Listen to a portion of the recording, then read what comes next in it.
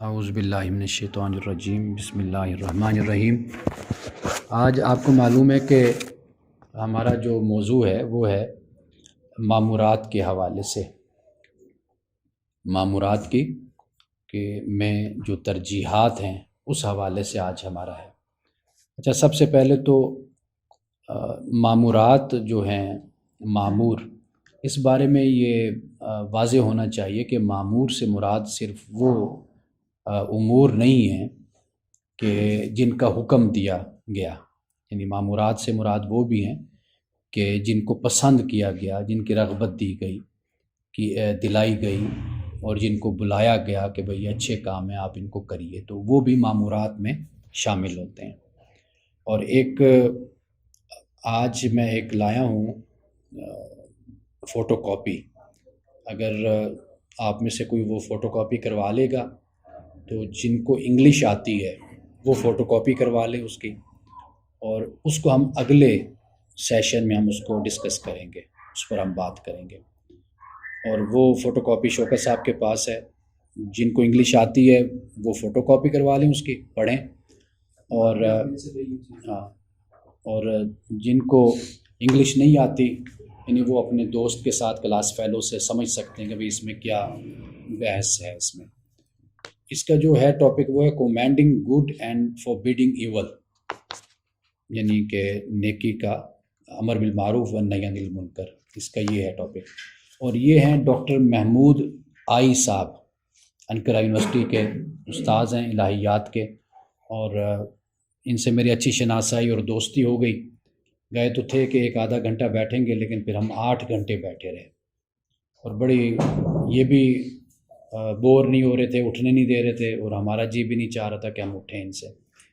تو بہت علم والے لوگ ہیں، یعنی اگر مجھے اللہ موقع دے، میں کہتا ہوں ترکی میں جاؤں تو میں ان کی شاگردی اختیار کروں، ان کے پاس میں رہوں۔ بہت صاحب علم انسان ہے، بہت کمال کے انسان ہے۔ تو یہ انہوں نے ایک آرٹیکل مجھے اپنا دیا تھا امر بالمعروف و نہی عن المنکر پر، اور اس میں انہوں نے اشاعرہ، معتزلہ، امام ابو حنیفہ رحمۃ اللہ علیہ، اور اس کے علاوہ دیگر خارجیوں کا جو نقطہ نظر ہے وہ بھی سارا اس میں انہوں نے ڈسکس کیا ہے، اس میں بتایا انہوں نے۔ تو یہ اس لیے میں لایا تھا، میں نے کہا آپ حضرات طلباء آپ ضرور اس کو، جن کی انگلش اچھی ہے وہ اپنے ساتھی کو بیٹھ کے پڑھا سکتے ہیں، پھر ہم اس پہ اگلے ہفتے کو ڈسکس بھی ہم کریں گے۔ بہت کمال کی چیز ہے، آپ کا دل خوش ہوگا آپ اس کو جب دیکھیں گے، اس کو پڑھیں گے کہ کس طریقے سے انہوں نے اس مسئلے کو بیان کیا ہے۔ ایک تو یہ بات کلیئر ہونی چاہیے کہ جب ہم مامورات کی بات کرتے ہیں یا ممنوعات کی بات کرتے ہیں تو اس سے امر سے مراد صرف وہ نہیں امور، وہ معاملات نہیں کہ جن کا حکم دیا گیا، وہ معاملات بھی ہیں جو معروف کہلاتے ہیں، کہ جن کی رغبت دی جاتی ہے، جن کی طرف بلایا جاتا ہے، دعوت دی جاتی ہے، وہ بھی مامور میں وہ بھی شمار ہوتے ہیں۔ اور دوسری بات یہ ہے کہ 2000 کی بات ہے کہ میں نے اپنی ڈائری میں علامہ ابن قیم، ان کی کتاب ہے اعلام الموقعین، شاید یہاں پر موجود ہو آپ کے لائبریری میں، اس میں ایک فصل ہے فی تغییر الفتویٰ، کہ فتویٰ کہاں پر بدل جاتا ہے، رائے کیسے تبدیل ہوتی ہے، انسان کی ایک جو حکمت ہے وہ کیا ہے، کس طرح انسان دوسروں سے رابطہ کرے، نیکی کی طرف بلائے اور نیکی کی طرف راغب کرے، کیا طریقہ ہونا چاہیے، حالات اور ماحول کیا تقاضا کرتے ہیں، اس پر وہ باقاعدہ ایک فصل ہے فی تغییر الفتویٰ، اگر آپ اس کو دیکھیں۔ تو میں نے یہ کوئی 2000 میں، میری عادت تھی میں اپنی ڈائریاں لکھتا تھا، جو مطالعہ کیا تو وہ میں ڈائریاں، مجھے بلال یاد آ رہے تھے، یہ بھی شوق رکھتے ہیں لکھنے کا، تو میں بھی جوانی میں یہ میری عادت تھی، میرے پاس کوئی 5-7 ڈائریاں میری پڑھی ہوئی ہیں، جو میں کہیں جاتا لیکچر سنتا تو میں لکھتا رہتا تھا۔ تو اتفاق سے آج میں نے اٹھائی کہ بھئی میں دیکھوں کہ یہ بات میں نے کہاں لکھ رکھی ہے علامہ ابن قیم کی، اور جب میں نے اس کو اٹھایا تو الحمدللہ اس میں اتنا کچھ میں نے لکھا ہوا ہے، چیزیں اکٹھی کی ہوئی ہیں، اجتہاد پر، ابن خلدون پر، امام غزالی پر، امام رازی پر، یورپ پر، اسلامی دنیا پر، بڑا کچھ اس ڈائری میں نے نوٹ کر کے رکھا ہوا ہے۔ تو اب میں سوچتا ہوں کہ اس کو میں پرنٹ بھی کروا لوں، اس وقت تو پیسے نہیں ہوتے تھے، اب 2-4 پیسے ہیں تو چلیں وہ چیزیں تو وہ میں چھپوا بھی لوں. وہ میری تحقیق ہے, بڑا میں نے وہ ڈائریوں میں نوٹ کر کے رکھا ہوا ہے سارا. 1990 سے, یعنی 1990 الحمراء میں جو پروگرام ہوتے تھے فنکشن علماء کے اور کانفرنسز سیمینار, اس میں چلا جانا تو وہ بیٹھ کر پھر لکھنا علماء کے لیکچرز وغیرہ گفتگو. تو وہ شروع سے مجھے ایک چسکا تھا. تو آج اتفاق سے میں نے وہ ذہن میں آیا کہ میں نے 2000 کی ڈائری میں یہ لکھا ہوا ہے. تو وہاں سے میں نے یہ چیز نوٹ کی. اعلام الموقعین کا یہ حوالہ ہے اور آپ اس کو پڑھ بھی سکتے ہیں فی تغیر الفتویٰ. آپ دیکھیں علماء نے کتنا صدیوں پہلے یہ کام کر کے رکھا ہوا ہے. ہمارے ہاں آج بھی تحجر ہے, جمود ہے, تعطل ہے ہمارے ہاں, ہم بات نہیں کر پاتے. لیکن انہوں نے, علم والے لوگ تھے نا, اس وقت بھی ان موضوعات پر انہوں نے بحثیں کر رکھی ہیں, لکھ رکھا ہے انہوں نے کہ حالات بدل جائیں تو فتویٰ کیسے بدل جاتا ہے. اب انہوں نے یہ لکھا ہے کہ یہ جو نیکی کا حکم دینا ہوتا ہے, برائی سے روکنا ہوتا ہے, وہ کہتے ہیں کہ اس کی 4 قسمیں, یعنی 4 قسم کے اثرات جو ان سے نا اس کے انفلوئنس آپ کہہ لیجیے وہ مرتب ہوتے ہیں سوسائٹی پر. 4. پہلا وہ کہتے ہیں کہ ایک تو ہوتا ہے کہ آپ نیکی کا حکم دے رہے ہیں یا برائی سے روک رہے ہیں تو برائی کی جگہ بھلائی آ جائے. ایک تو یہ ہے نا کہ آپ کسی کو کہتے ہیں بھئی یہ کرو یا نہ کرو, مقصد کیا ہوتا ہے کہ برائی کی جگہ بھلائی آ جائے, نیکی آ جائے. ایک تو یہ ہے. دوسرا جو کہتے ہیں اثر ہوتا ہے وہ یہ ہوتا ہے کہ برائی کم ہو جائے اگرچہ ختم نہ ہو. چلو تھوڑی سی برائی کم تو ہونا, آپ حکم آپ رغبت دے رہے ہیں. میں امر کا ترجمہ حکم نہیں کرتا یہاں پر, میں رغبت دلاتے ہیں, آپ دوسرے کو انوائٹ کرتے ہیں برائی چھوڑ دو نیکی کا کام کرو, یا آپ اس کو کہتے ہیں. اس کا جو دوسرا اثر ہوتا ہے وہ کیا ہے کہ برائی کم ہو جائے اور اگرچہ ختم نہ ہو. یہ تیسرا کیا اس کا اثر ہوتا ہے وہ یہ ہوتا ہے کہ ایک برائی کی جگہ دوسری برائی آ جائے. ایسا ہوتا ہے کہ ایک برائی چھوٹ گئی, دوسری برائی اس کی جگہ آ گئی. یا تیسرا جو اثر ہوتا ہے جو مرتب ہوتا ہے وہ یہ ہوتا ہے, چوتھا, کہ برائی کی جگہ اس سے زیادہ بڑی برائی آ جاتی ہے. یہ بڑے آپ توجہ سے سنیے گا, یہ ہمارے لیے خاص طور پر مذہبی لوگوں کے لیے یہ بہت اہم بات ہے. ہم جب ان چیزوں میں فرق کرنا نہیں سیکھتے, ہمارے اس کورس کا مقصد ہی یہی ہے ان سیشنز کا, کہ ہم سمجھ سکیں کہ دین کی امپلیمنٹیشن, دین کو اپلائی, اس کا اطلاق وہ کس طرح ہم نے کرنا ہے اپنی ذات پر, سوسائٹی پر. لوگوں کو اگر ہم نے بلانا ہے دین کی طرف تو پھر وہ طریقہ ہمارا کیا ہونا چاہیے. اور بحمد اللہ تعالیٰ یہ بزرگوں نے کر کے رکھا ہوا ہے کام. یہ نہیں میں کوئی انوکھا کام آج آپ کو بتا رہا ہوں. یہ ہمارے مطالعے کی کمی ہے, گہرائی کی کمی ہے, ہماری جو مقلدانہ سوچ ہے, بس ٹھیک ہے ہم نے اسی طرح چلنا ہے ناک کی سیدھ میں. تو یہ جو ہمارا رویہ, اس کی وجہ سے ہمیں یہ باتیں نئی لگتی ہیں, لیکن بزرگوں نے پہلے کر کے رکھی ہیں. اب یہ 4 انہوں نے اثرات کہیں کہ سوسائٹی پر مرتب ہوتے ہیں یا ہو سکتے ہیں. پہلا کیا, برائی کی جگہ بھلائی آ جائے. دوسرا کیا ہے, برائی کم ہو جائے اگرچہ ختم نہ ہو. تیسرا کیا ہے, کی جگہ دوسری برائی ویسی آ جائے. چوتھا یہ کہ برائی کی جگہ اس سے زیادہ کوئی بڑی برائی آ جائے. یہ 4 باتیں بیان. اب وہ دیکھیں ابن قیم کیا کہتے ہیں. وہ کہتے ہیں کہ پہلی 2 صورتوں میں نہی عن المنکر کی اجازت ہے, امر بالمعروف نہی عن المنکر کی آپ کو اجازت ہے 2 صورتوں میں.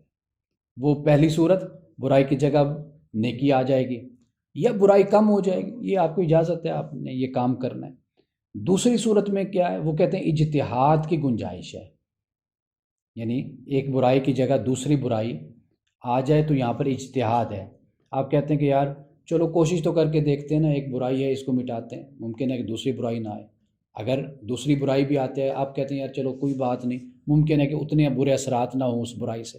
یہ آپ کا اجتہاد کا معاملہ ہو جاتا ہے. اور وہ آگے جا کر کہتے ہیں کہ جو تیسری صورت ہے نا, یہ تو بالکل ہی ناجائز اور حرام ہے. تیسری صورت کیا, برائی کی جگہ اس سے زیادہ بڑی برائی آ جائے. اچھا, اب آگے جا کر وہ کہتے ہیں کہ اسلام میں جتنے چھوٹے بڑے فتنے ظاہر ہوئے ہیں, ان میں غور کرنے سے معلوم ہوتا ہے کہ وہ امر بالمعروف اور جو نہی عن المنکر ہے, کہ اسی اصول پر عمل نہ کرنے اور منکر پر صبر نہ کرنے کی وجہ سے ظاہر ہوئے ہیں. یہ توجہ طلب بات ہے کہ جتنے فتنے معاشرے میں پیدا ہوئے ہیں, چھوٹے یا بڑے فتنے, وہ کیوں پیدا ہوئے, اس لیے کہ انہوں نے ان چیزوں کو سمجھ کر تبلیغ کا کام نہیں کیا، دعوت کا کام نہیں کیا، امر بالمعروف اور نہی عن المنکر کا کام نہیں کیا. لوگوں نے انہیں زائل کرنا چاہا برائیوں کو، اور نتیجہ یہ ہوا کہ اس سے بڑی برائیاں ظاہر ہو گئیں. اب یہ بنیادی نقطہ ہے کہ جب آپ مامورات پر بات کریں گے نا جی، آپ اس چیز کو ضرور مد نظر ضرور رکھیں گے کہ جہاں میں بات کر رہا ہوں، تبلیغ کر رہا ہوں، کہہ رہا ہوں، آیا کہ یہ اثرات یہاں پر کیا مرتب ہوں گے، کیا ظاہر ہوں گے.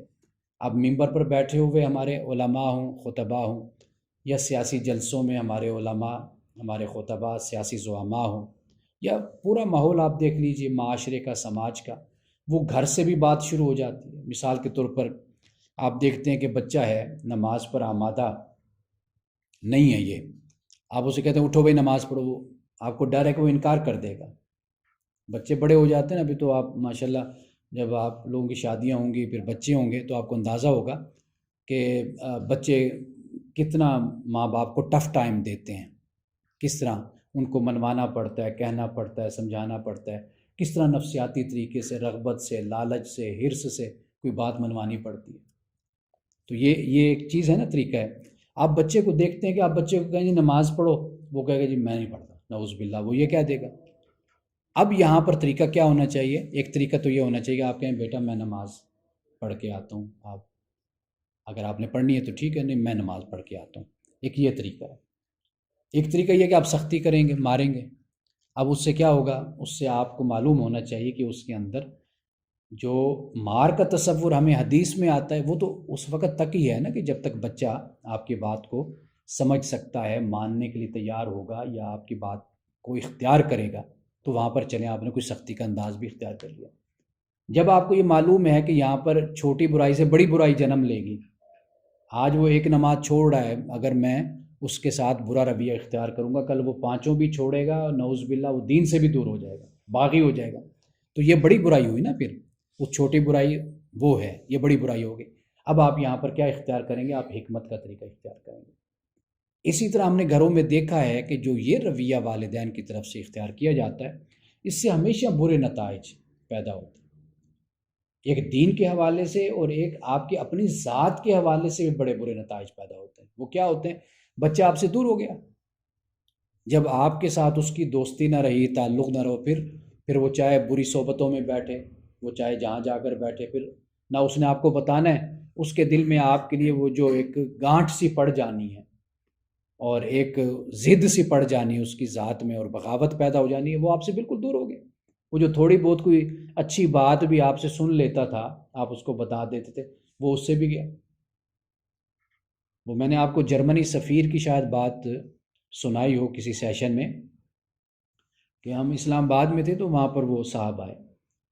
تو ہم تو یہ سمجھتے ہیں نا کہ انگریز سارے کے سارے ایسے ہی ہوتے ہیں. تو وہ کہتے ہیں بھئی میرے بیٹے نے نا بال کٹوائے، کٹنگ کروائی. آپ کو پتہ ہے وہ اوپر بال رکھ لیے، ادھر سے صاف کروا دیا. عجیب عجیب بچے کروا لیتے ہیں نوجوان، ادھر بھی اب یہ ہے.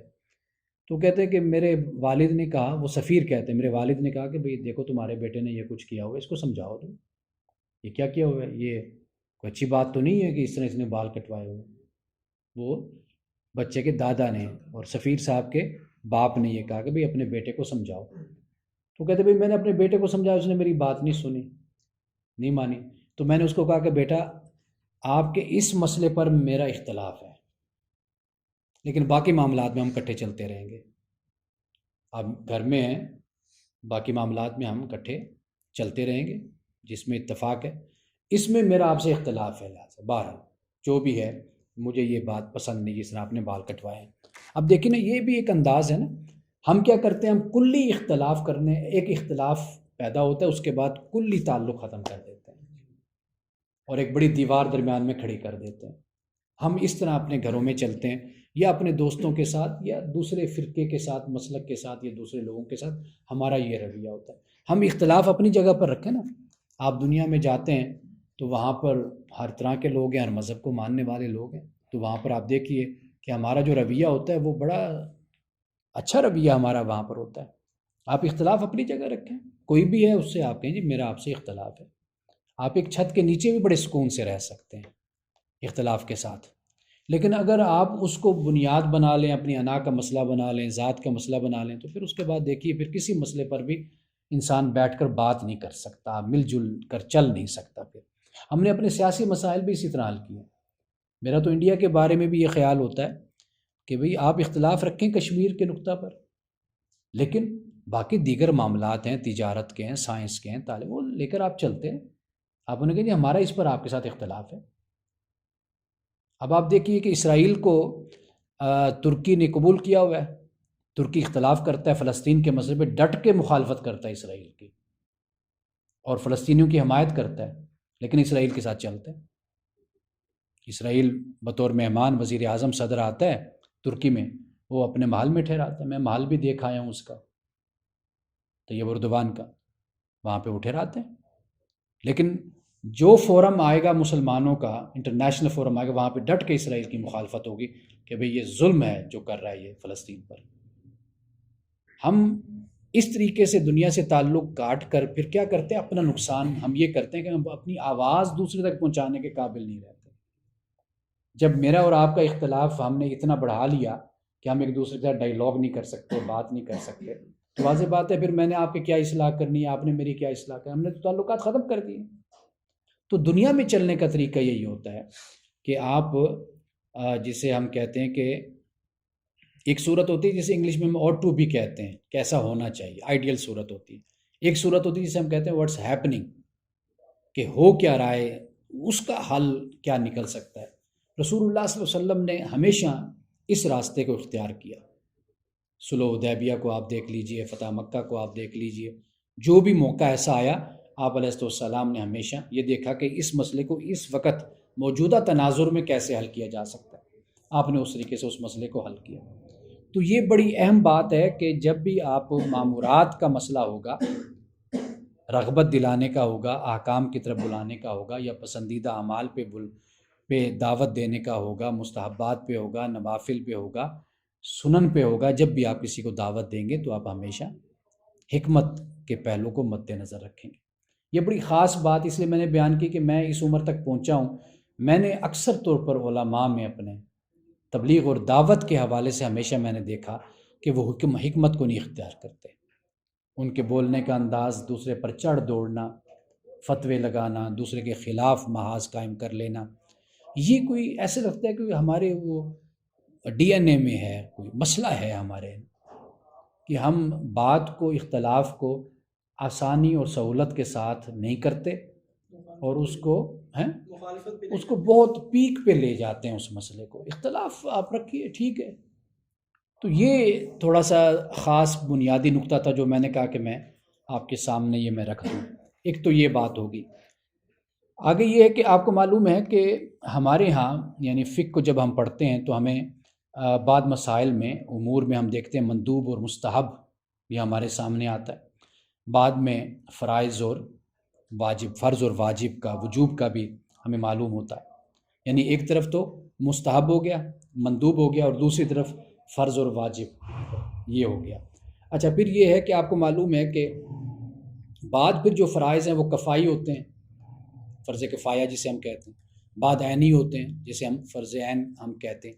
اب یہ بھی یعنی آپ دیکھیے کہ کس طرح ترجیحات کو شریعت نے، اللہ کے دین نے، اور پھر اس کے بعد ہمارے فقہا نے جو اس پر کام کیا، وہ ہمیں کس طرح انہوں نے چیزوں کو وقھ وقھ کر کے، جسے ہم کہتے ہیں نا، علیحدہ علیحدہ کر کے انہوں نے ہمیں سمجھایا، بتایا کہ یہ اس کا حکم کیا ہے، اس کا درجہ کیا ہے، اس کا درجہ کیا ہے، اس کا درجہ کیا ہے۔ بڑی محنت کا کام ہے یہ، معمولی کام نہیں، بہت بڑی خدمت ہے ان کی۔ تو مندوب اور مستحب، اور پھر اس کے مقابلے میں ہم دیکھتے ہیں کہ فرض اور ہمیں واجب ملتا ہے، اور پھر ہمیں فرض پر بھی آپ کو معلوم ہے کہ پھر ہمیں دو قسمیں یہ مل جاتی ہیں، فرض عین کی اور فرض کفایہ کی، ہمیں دو قسمیں مل جاتی ہیں۔ اچھا، پھر یہ ہے کہ جب ہم فرض اور واجب کی بات کر رہے ہیں تو فرض اور واجب میں اگر آپ دیکھیں گے تو اس پر اختلاف ہمارے ہاں ملتا ہے، خاص طور پر واجب پر۔ آپ فقہ حنفی آپ لوگوں نے پڑھی تو فقہ حنفی میں تو آپ کو معلوم ہے کہ جو حدیث سے حکم ثابت ہو تو اسے ہم کہتے ہیں یہ واجب ہے، جس طرح ہم وطر کو اس میں شمار کر لیتے ہیں، اور اسی طرح فرض وہی جو اللہ تعالیٰ نے حکم دیا، نماز ہے جیسے پڑھنے کا حکم دیا، تو تو وہ ہم کہتے ہیں یہ فرض ہے، رسول اللہ نے جو حکم دیا اس کو ہم واجب. یہ حنفیہ کے ہاں ہے، باقی ائمہ کے ہاں یہ نہیں ہے. ادھر دوسری طریقے سے ہمیں فرق ہمیں نظر آتا ہے. یہ وجوب کے مسئلے پر ایک اختلاف ہمیں سامنے آتا ہے. اچھا، پھر یہ ہے کہ ایک واجب ہے اور ایک عام واجب ہے، تو جو خاص جو واجب ہے اس کو پھر عام واجب پر بھی اس کو ترجیح حاصل ہے. اچھا ایک یہ. اچھا پھر جو ہم فرض عین کی بات کر رہے ہیں، غالباً ہم آگے جا کر اس پر ہم بات کریں گے کہ اب آپ دیکھیں گے نا، فرض عین کی بھی ہم اگر بات کرتے ہیں تو اس میں بھی ہمیں وہ فرض عین بھی جو رکنی بنتے ہیں، ارکان میں شامل ہو جاتے ہیں، اور ایک وہ فرض عین بھی ہے کہ جو رکنی نہیں ہے، ارکان میں ان کا شمار، جیسے نماز ہے، روزہ ہے، زکوٰۃ ہے، حج ہے. اس کو رسول اللہ صلی اللہ علیہ وسلم نے آپ نے بیان فرمایا کہ جیسے احادیث میں آتا ہے کہ آپ کی خدمت میں اعرابی یا کوئی بدو آیا تو اس نے آپ علیہ السلام سے پوچھا، تو آپ نے پہلے اس کو نماز کا کہا کہ نماز فرض ہے. اس نے پوچھا یا رسول اللہ کیا اس کے علاوہ بھی ہے؟ آپ نے فرمایا نہیں، اس کے علاوہ نفل ہے، مستحب ہے، کر لو تو اچھی بات ہے. پھر اس نے آگے پوچھا رسول اللہ نے، پھر روزے کی بات کی، پھر آپ علیہ السلام نے پھر زکوٰۃ کی بات کی، حج کی بات. تو اس نے کہا جی یا رسول اللہ، میں جاتے ہوئے کہنے لگا یا رسول اللہ میں اس میں نہ کوئی کمی کروں گا نہ اس میں کوئی اضافہ کروں. تو رسول اللہ صلی اللہ علیہ وسلم نے کیا فرمایا؟ افلا اذا صادق، کہ یہ کامیاب ہو گیا، اگر یہ سچ بول رہا ہے، اپنی بات پہ یہ قائم رہا تو یہ کامیاب ہو گیا. اب یہ فرض عین ہے، یعنی ارکان. پھر فرض عین میں بھی فرق ہو گیا نا، یعنی وہ فرض عین جو ارکان میں آ گئے، وہ فرض عین جو ارکان میں شامل نہیں ہیں. اچھا پھر اسی طرح جو واجب ہے، یعنی خاص واجب ہو گیا اور ایک عام واجب ہو گیا. یعنی خاص اور عام کا ہم فرق اس طرح کرتے کہ رسول اللہ صلی اللہ علیہ وسلم کو بہت پسند، احادیث سے ہمیں معلوم ہوا کہ آپ کو یہ عمل بہت ہی پسند تھا. آپ کو جیسے سنتوں میں فرق ہوتا ہے، رسول اللہ صلی اللہ علیہ وسلم کو مثلا صبح کی سنتیں بڑی پسند تھیں، ٹھیک ہے نا جی. اب یہ جو ہے ہمیں یا آپ علیہ السلام کی احادیث سے اور تواتر سے ہمیں جو چیز ملتی ہے اور صحابہ سے، وہ پھر اس میں خود بخود ترجیحات قائم ہونا شروع ہو جاتی ہیں. اچھا پھر اسی طرح آپ دیکھیے کہ جو عام واجب ہے اس کو پھر مستحب پر پھر اس کو ترجیح حاصل ہو جاتی ہے. اور پھر اسی طریقے سے بنیادی فرائض، جیسے میں نے پہلے آپ کے سامنے رکھا کہ ارکان، اور پھر اس کے بعد جو بنیادی فرائض نہیں ہیں ان پر پھر ان بنیادی فرائض کو ترجیح حاصل ہوتی. اب تھوڑا سا ہم اپنے آپ کو جائزہ لیتے ہیں، یعنی اپنے معاشرے کا، سماج کا. آپ دیکھیے کہ ہمارے یہاں کیا ہوتا ہے کہ رمضان المبارک ہے، شعبان آیا، رجب ہے، اس میں خاص عبادات ہمارے ہاں کی جاتی ہیں، لوگ رات جاگتے ہیں، عبادت کرتے ہیں. رمضان المبارک میں تراویح ہیں، اور اسی طرح لوگ اعتکاف میں بھی بیٹھتے ہیں. اب یہ ساری جو عبادات ہیں ان کا کوئی درجہ یا تو سنت کا ہوگا یا مستحب کا درجہ ہوگا، نفل کا درجہ ہوگا. لیکن میں نے یہ دیکھا ہے جو لوگ اعتکاف میں بیٹھتے ہیں، میں نے ان کو باقی سال میں کبھی مسجد میں نماز پڑھتے ہوئے یا ان کو جمعے پہ میں نے کبھی نہیں دیکھا کہ وہ جمعہ پڑھنے بھی آئے ہوں. سمجھ رہے ہیں میری بات کو؟ اسی طرح شب برات آ گئی، اسی طرح شب قدر آ گئی، یا اسی طرح وہ شب معراج آ گئی، تو لوگ ان راتوں میں جاگے. اب یہ وہ باتیں ہیں کہ جو علماء تو جانتے ہی ہیں، ان کو بیان بھی کرتے ہیں، لیکن چونکہ لوگوں کی اس طرح تعلیم اور تربیت نہیں ہوتی، اب یہ وہ ترتیب ہے جو لوگوں نے بالکل ہی الٹ پلٹ کر رکھی ہے کہ مستحبات اور نوافل پر، مندوب پر زیادہ ان کا زور ہوتا ہے، اس پر توجہ ہوتی ہے، لیکن جو فرائض ہیں انسانی زندگی میں وہ اس معاملے میں کمزور ہوتے ہیں. اچھا پھر یہ ہے کہ فرض عین اور فرض کفایہ. اب اس میں جیسے میں نے بتایا کہ فرض عین کو ترجیح حاصل ہوگی. اب فرض عین مثال کے طور پر آپ دیکھیے کہ ہمیں بہت سی احادیث ایسی ملتی ہیں کہ جن میں رسول اللہ صلی اللہ علیہ وسلم کے پاس صحابی آتے ہیں اور عرض کرتے ہیں یا رسول اللہ میں حج پر اپنا جہاد پر جانا چاہتا ہوں. تو آپ نے پوچھا بھئی والدین زندہ ہیں یا والدہ زندہ ہیں؟ تو جی زندہ. فرمایا ان کی خدمت میں ہی تمہارا جہاد ہے. حدیث کے الفاظ ہیں، والدہ کی خدمت میں تمہارا جہاد ہے. اب یہ فرض عین و فرض کفایہ کی بات ہے. اب فرض کفایہ دیکھیں، جہاد کی دو قسمیں ہیں. ایک جہاد ہے جسے جہاد اقدامی کہا جاتا ہے، ایک جہاد دفاعی ہوتا ہے. جہاد اقدامی تو یہ ہوتا ہے نا کہ آپ نے حملہ کرنا ہے، جانا ہے آپ نے. ایک جہاد دفاعی جس میں آپ نے ڈیفینس کرنا ہوتا ہے. دشمن نے ملک پر حملہ کر دیا، اب یہ جو حملہ ہے اس میں دیکھیے اس کو ترجیح حاصل ہوگی، یہ فرض عین، یہ جو فرض کفایہ ہے یہ اس کو فرض عین پر یعنی والدین کی خدمت پر ترجیح اس وقت حاصل ہوگی جب دشمن نے آپ کے ملک میں حملہ کیا، یہ ایک صورت بنتی ہے۔ لیکن اگر وہ اقدامی جہاد بنتا ہے جیسے صحابہ کے زمانے میں اگر وہ تھا تو وہ جو جہاد تھا وہ اقدامی جہاد تھا، تو لہٰذا اس کو ترجیح حاصل نہیں ہوگی، وہ فرض کفایہ ہوگا، وہ چند لوگ بھی جائیں گے تو ہو جائے گا۔ تو فرض عین کیا ہے؟ وہ والدین کی خدمت ہے۔ تو یہ یعنی فرض عین اور فرض کفایہ کو اس طرح ہم سمجھ سکتے ہیں۔ اچھا، پھر یہ ہے کہ ترجیحات میں اگر دیکھیں تو حقوق اللہ اور حقوق العباد، اب حقوق اللہ کے معاملے میں تسامح برتا جا سکتا ہے، یعنی انسان سے غلطی ہو جاتی ہے تو اللہ سبحانہ و تعالیٰ معاف کر دیتا ہے، لیکن وہ جو حقوق العباد کا معاملہ ہے اس میں اللہ سبحانہ و تعالیٰ نے، اللہ کے رسول نے ہمیں زیادہ خبردار کیا ہے۔ اس کی وجہ کیا ہے؟ اللہ تعالیٰ سے تو آپ تنہائی میں رو کر توبہ کر کے معافی مانگ لیتے ہیں، اللہ معاف کرنے والا ہے، لیکن جو عباد کے حقوق ہیں، کسی کا حق کھایا، کوئی پلاٹ کا مسئلہ، کوئی زمین کا، کوئی پیسوں کا مسئلہ، آپ مجھے بتائیے کیا وہ خدا کی بارگاہ میں جا کر توبہ کرنے سے معافی ہوگی اس کی؟ واضح بات ہے نہیں۔ وہ اس بندے سے جب تک آپ کو معافی نہیں ملتی، حج پر جب لوگ جاتے ہیں آپ دیکھیے کہ آپ نے پڑھا ہوگا، یقیناً آپ نے پڑھا ہے کہ حج پر جانے کے لیے پہلے جو پیچھے لوگ ہیں آپ کی ذمہ داری ہیں ان کے لیے آیا کہ کوئی آپ نے کوئی مال چھوڑا یا نہیں چھوڑا، یہ شرائط میں شامل ہے حج کے۔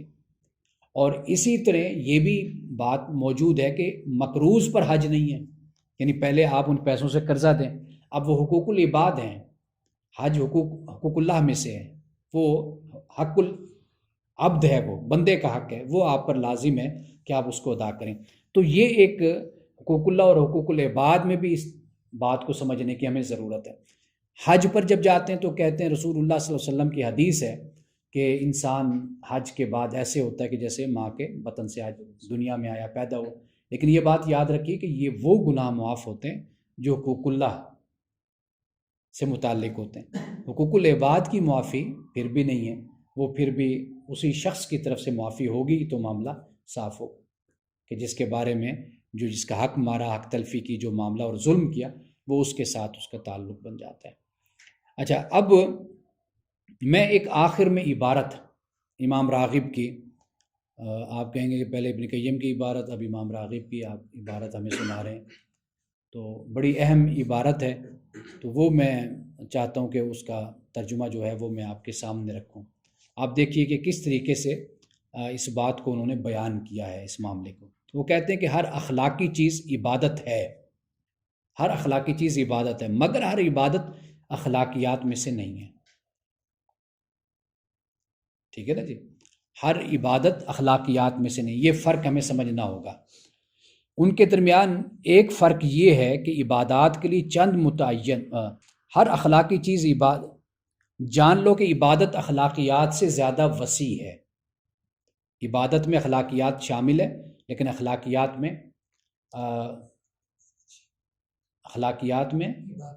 عبادت شامل ہے۔ اچھا، اخلاقی چیز عبادت ہے لیکن ہر عبادت اخلاقیات میں نہیں، ایسے ہی ہوگا نا؟ ہاں،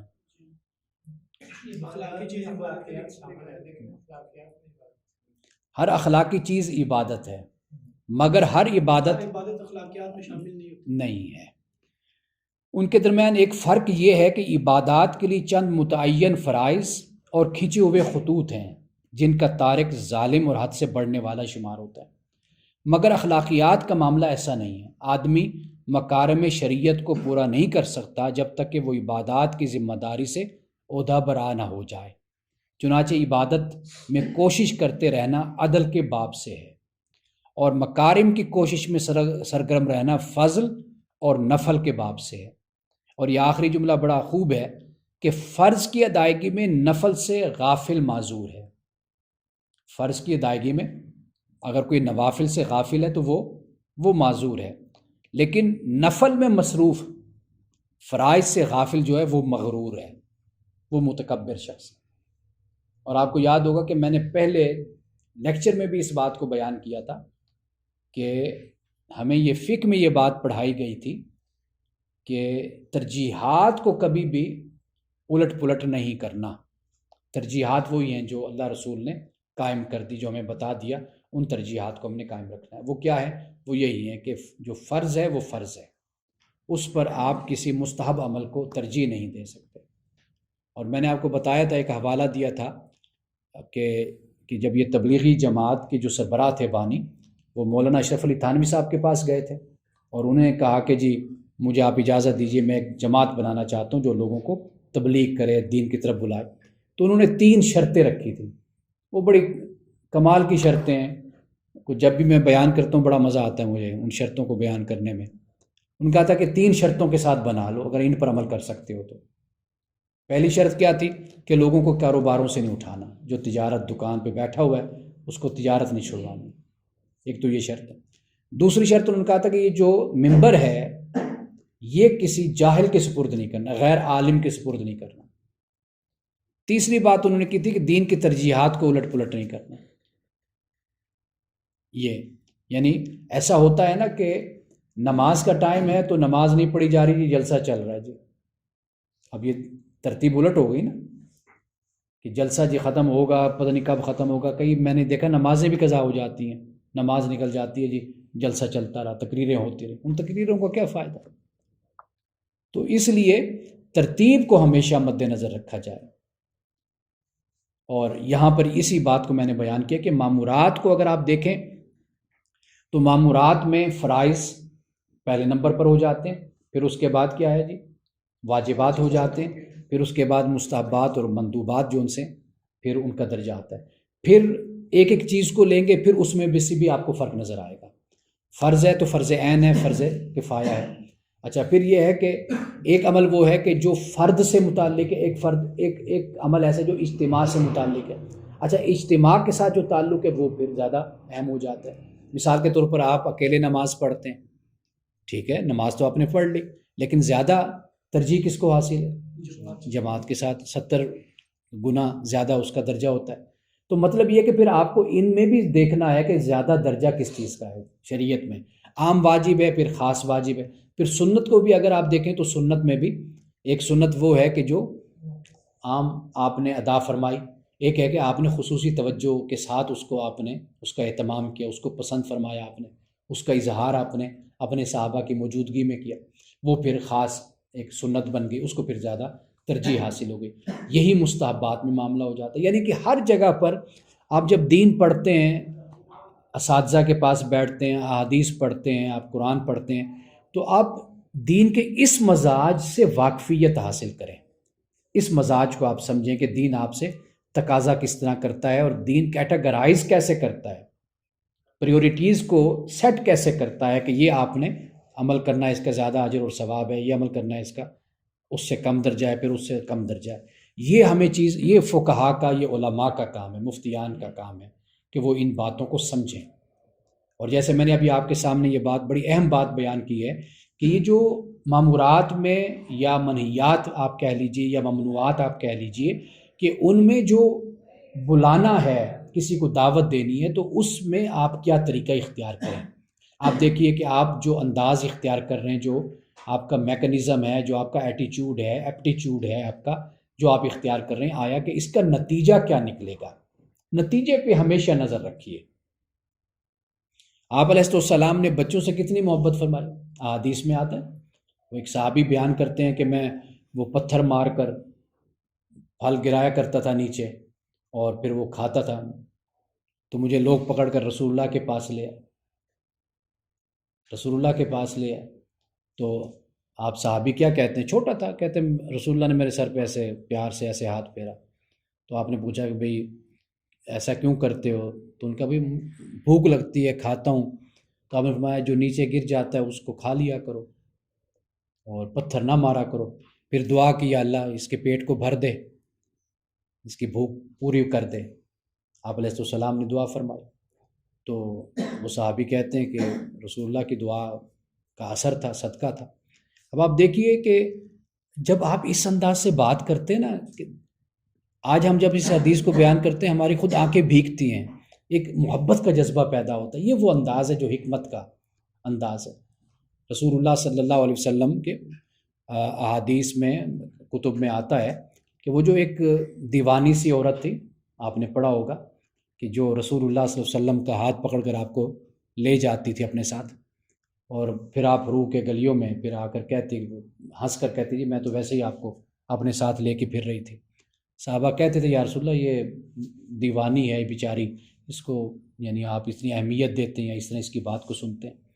تو مطلب یہ کہ یہ جو انداز ہوتے ہیں نرم دلی کے، رحم دلی کے، پولائٹنیس ہونا انسان کی پرسنالٹی میں، شخصیت میں، اصل میں یہ وہ حکمت ہے جو لوگوں کو دین کی طرف راغب کرتی ہے۔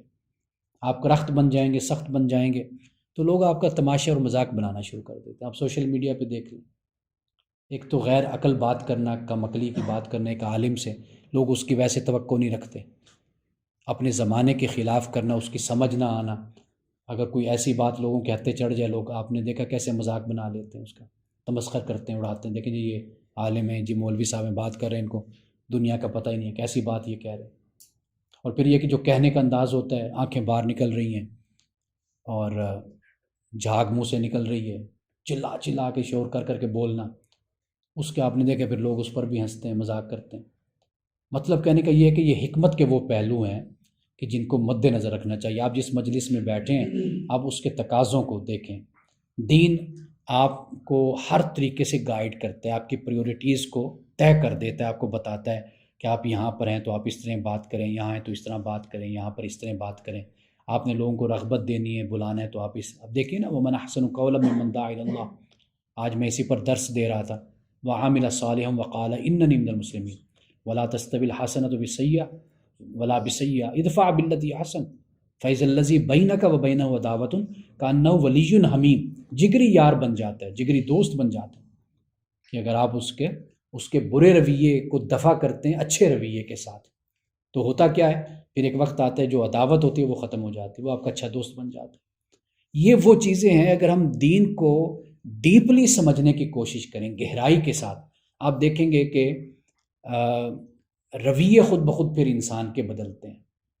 یہ جو ہم حق کا ڈنڈا لے کر کھڑے ہو جاتے ہیں نا، اور سخت رویے اختیار کرتے ہیں، ہم سمجھتے ہیں شاید ہم دین کے ٹھیکیدار ہیں، اور ہم وین گارڈ جس کو انگلش میں کہتے ہیں نا، خدائی فوجدار ہم بنے ہوتے ہیں، تو اس سے دین کی کوئی خدمت نہیں ہوتی۔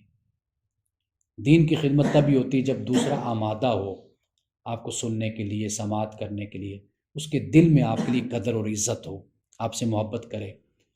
وہ محبت رویے سے اور کردار اور اخلاق سے پیدا ہوتی ہے۔ آپ علیہ السلام نے اسی طرح ہی، بچے تھے، خواتین تھے، مرد حضرات تھے، آپ دیکھیے یہی رویہ اور اخلاق اور طریقہ اور حکمت تھی کہ جس کی بنیاد پر دین پھر دنیا میں پھیلا۔ تو یہیں پہ ہم اس کا اختتام کرتے ہیں۔ تو انشاءاللہ جو آئندہ ہوگا وہ ممنوعات پر پھر ہم بات کریں گے، ممنوعات پر، اور پھر اس پر بھی ساتھ، چونکہ یہ بھی اسی سے متعلق ہے، ممنوعات اور مامورات سے متعلق ہے، تو اس پر پھر ہم آئندہ درس میں اس کو بھی ہم شامل کریں گے۔